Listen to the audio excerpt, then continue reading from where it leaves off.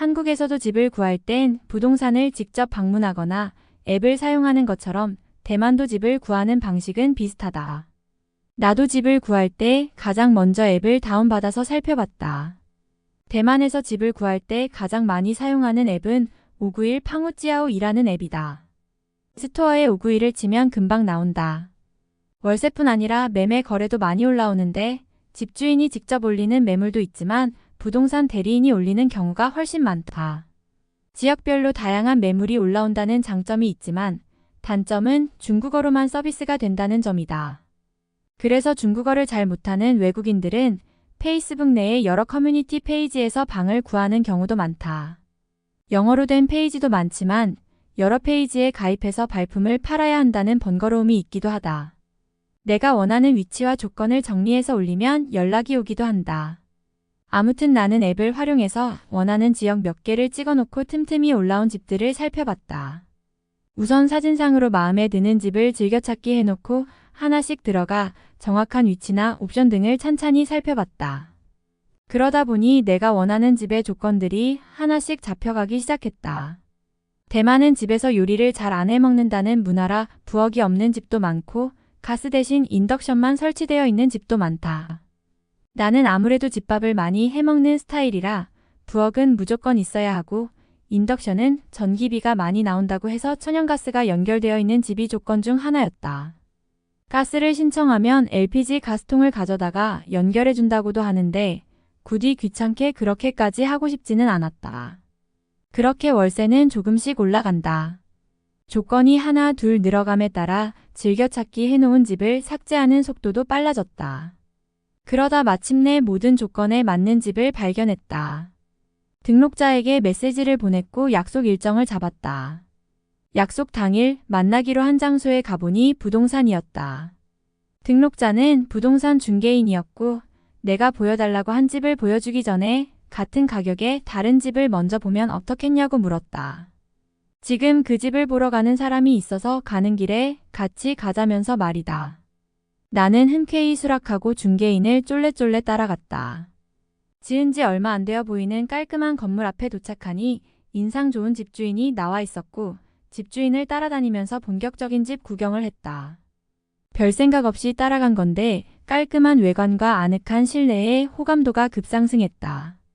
가굴할 게 딱히 없어서 좁은 집임에도 쾌적해 보이는 효과도 있었던 것 같다. 커다란 창문으로 쏟아지는 햇살도 꽤 마음에 들었다. 대충 집을 둘러보고 주차장과 쓰레기 처리장까지 보고는 다시 부동산으로 돌아갔다.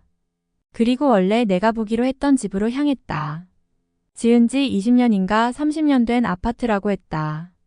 외관부터 방금 보고 온 집과 차이가 너무 났다. 실내는 깔끔하긴 했는데 확실히 오래된 티가 곳곳에서 묻어났다. 특히 화장실은 90년대 배경의 드라마에서나 볼 것 같은 모양새였다.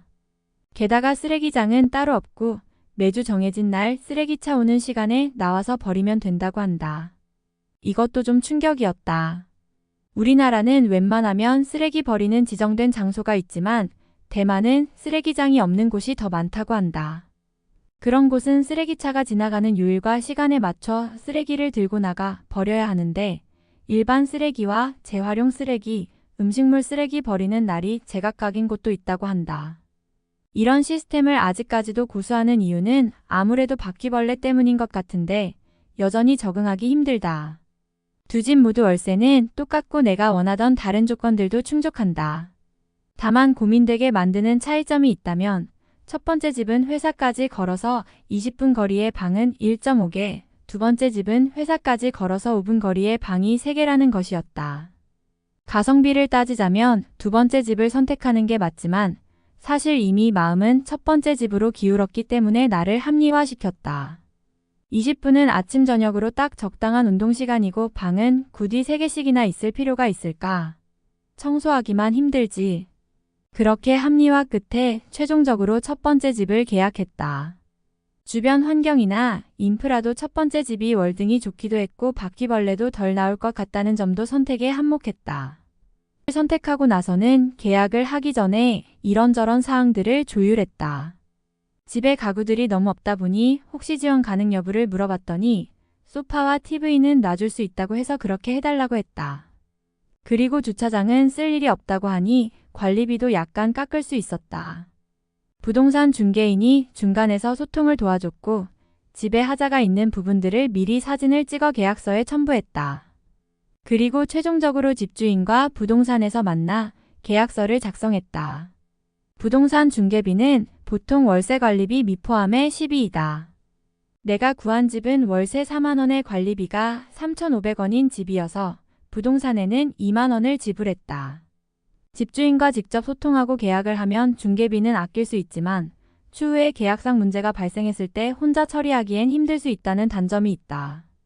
시간이 좀 흐르고 보니 너무 급하게 집을 구한 것 같다는 생각도 들고 월세도 좀 더 깎을 수 있지 않았을까 하는 생각도 들었다.